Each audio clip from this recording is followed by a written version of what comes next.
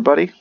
In this video we're going to take a look at how to beat the Act 3 Elite Nemesis using a max upgraded Defect. You'll see from my screen right now that I actually am starting with the ability to replace cards, courtesy of my Gambler's chip. So at the start of every combat I basically get a free mulligan. I can redraw if I like. In this case here I have a couple things that I like to start pretty much every fight with. Usually it's going to be something like these pieces here. So I have these usually in my hand because they're innate. The electrodynamics I had picked with the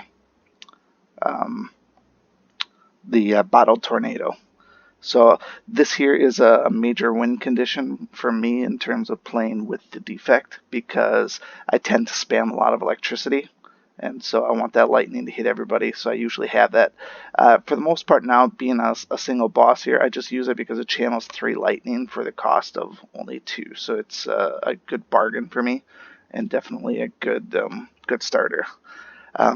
When doing this fight here, for the most part, you want to focus on timing. That's the big thing with the Nemesis. He's got a pretty small hit point pool, but every couple of turns he will put out his intangible where you can't do enough damage. When you are playing with the Defect, that's a perfect time if you are a power-based deck, which my deck is. It's based heavily on power. You have the ability to take those off turns and ultimately try to buff yourself up a little bit.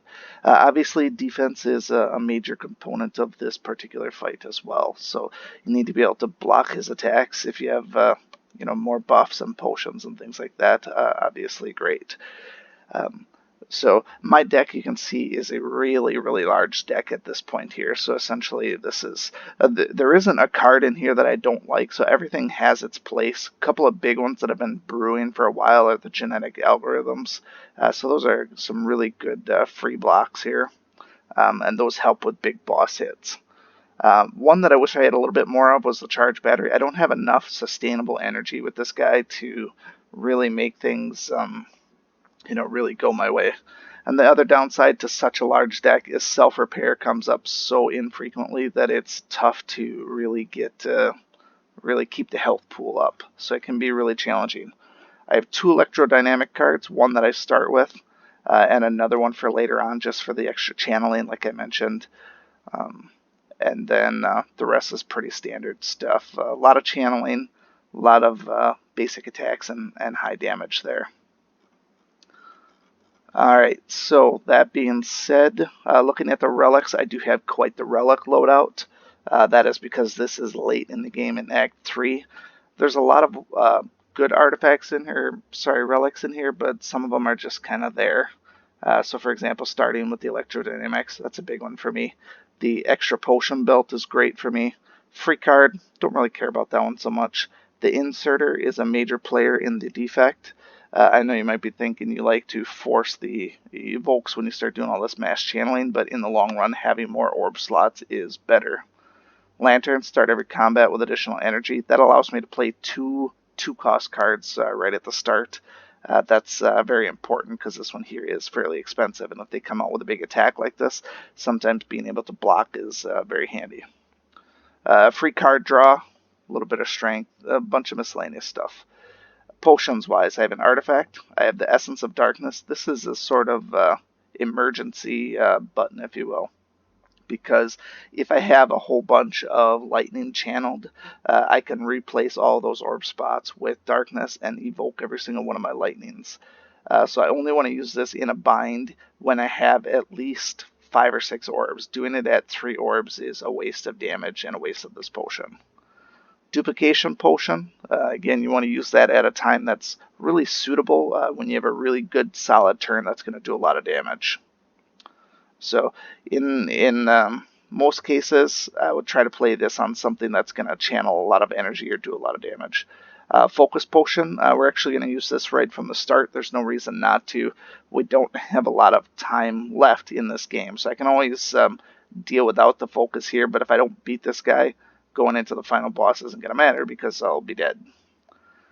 So what am I going to replace here? I am going to really replace nothing. I have an opening hand that I like. I'm going to play Electrodynamics, I'm going to play Hello World, and I'm going to play Charge Battery to get the block on the energy next turn, and also Boot Sequence. That's going to block his turn here. So I don't need to replace anything. Just get everything on the board. So this one here, add a random comment to your hand. It doesn't auto-play it, but I don't need it to auto-play it. I just like to have the options available in case it's a really good card. But I got him totally blocked, and now I got the lightning channeling, and now I can let the inserter work its magic.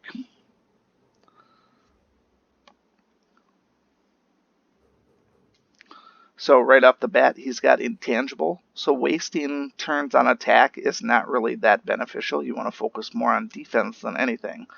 Looking at this hand here, we don't have a lot of defense, do we? So I can put something from my discard pile in here and use that. The other thing I could do is do some card draw to see what actually comes up there. I would probably prefer this over this because there's so little in my hand. But honestly, putting this boot sequence back into my hand is good. Now, why didn't this one exhaust? That is the Strange Spoon. So it's the first time I've actually picked this one because I never really do a ton of exhaust mechanics.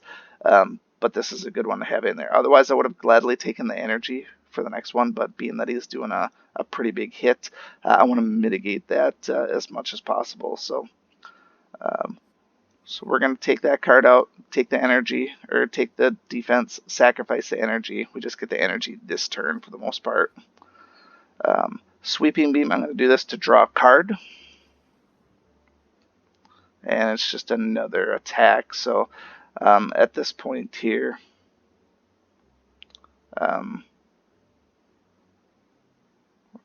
really nothing else that I need to play here.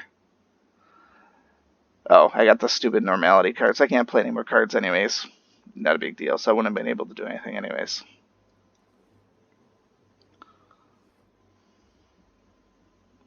Alright, so we take a little bit of a hit from his damage. That's not the end of the world, but it is what it is.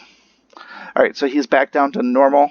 I'm back to normal as well. I can start playing some bigger cards if I like. I don't see a real need to play the duplication just yet. I don't think there's anything that's going to be really great on this turn. I probably wouldn't do that until he has the targeting on him. Otherwise, for the most part, I think we just play the defense game.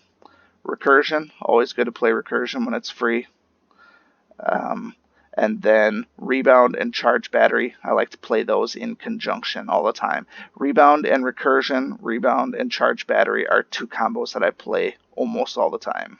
So we're going to hit him, get energy the next turn, and then also get more energy the next turn. So we're really setting ourselves up for a solid next turn.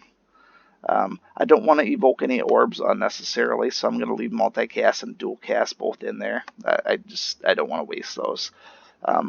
Putting the extra energy out there, I would be just gaining more defense, which I don't need anymore. So these cards unfortunately end up into the pile, but it's a long enough fight where I should get those back.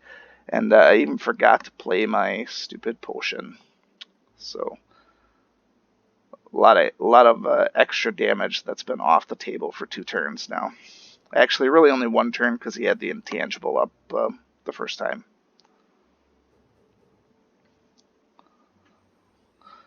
Okay, we got a free turn and we got tons of energy. So now it's a matter of making sure that we have good cards here. So unfortunately, we have 3 defensive cards for this kind of a turn. That's really unfortunate. Actually, 4 defensive turns. So it is what it is. Summon some stuff, and he's got intangible anyway, so I guess it doesn't really matter. I'm going to take the energy next turn. Always take the energy.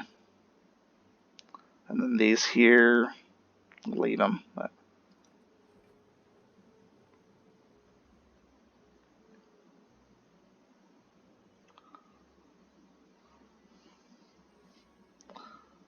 Alright, so now I can actually hit him again. And here's what I was saying before. We could do Rebound with Recursion, Rebound with Charge Battery. Both of those are good again. I have 2, 4, 6 that I can play from. I always like to play Sweeping Beam over Strike because of the card draw, in case it's something that I really like. Defense, probably smart to play a Defend in there. I'm going to get 4 from here, and then we're going to do Rebound, Charge Battery, that's 12, and then 18 just like that. And then it's a matter of, do we want to do Recursion? In this case here, I'm not going to do Recursion. I'm going to leave this one in there for some passive. Well, I'll do the damage because if we do Recursion, it's just going to cycle back around anyways. So I don't need the extra block from it, but so I'm going to take the extra damage that I get from the ball lightning. And so while I got the extra piece here, I didn't need that right now. I'm going to be going on an attack spree. I want everything filled up in here as best as possible for when I play Essence of Darkness to finish him off. Ideally, if I can get through this fight without Essence of Darkness and have that for the final boss, that's even better. Which I think I'm sitting pretty good, but he's going to have at least one more big hit in him. And he's also going to have at least one more turn of Intangible as well, which is right there. He's not attacking, so this is my chance to focus on what I can do here. So I can add 2 focus. Yes, please. Static Discharge, that's a free thing when he attacks me. Energy for next turn. Yes, please. Channel Frost, I'll probably do that. This is just deal a total of 5 damage. That's negligible, but I could play it. Card draw, see if there's anything even in there. There are a couple good ones, so if I can draw Bullseye, that would be fantastic. Which I didn't. I don't have any more card draw. So because we're getting down to the end of the fight here, and I don't know when these cards are going to come back up, I'm just going to play the turbo card and play all of these. I know there's not a ton of damage coming out, 5 or 6 damage, but I'll take it, and I got full loadout of orbs. So he really should only make it another turn or two, because I have 7 times 4. I have 28 on the board in terms of damage. If I could survive 2 turns, he's essentially dead, which I guarantee I'll survive here because of the genetic algorithm. And Channel 1 Dark versus Channel 1 Lightning. I'm going to evoke the Lightning and bring it right back. I think that's the better option. And then now I can, if I want, I can bring something out. If I have a nice, I don't even need a 0 cost because it could be the most expensive card in here and it'll be perfectly fine. So multicast is the perfect one to bring up here because I can do some extra damage there. So just so that I can guarantee that I'm going to finish this one off. Multicast, where'd you go? There we are. And so this is 11 plus, it's going to be 12, which is going to be 23 versus 12 and 12 is 24. However, in both cases, I'm going to lose an orb.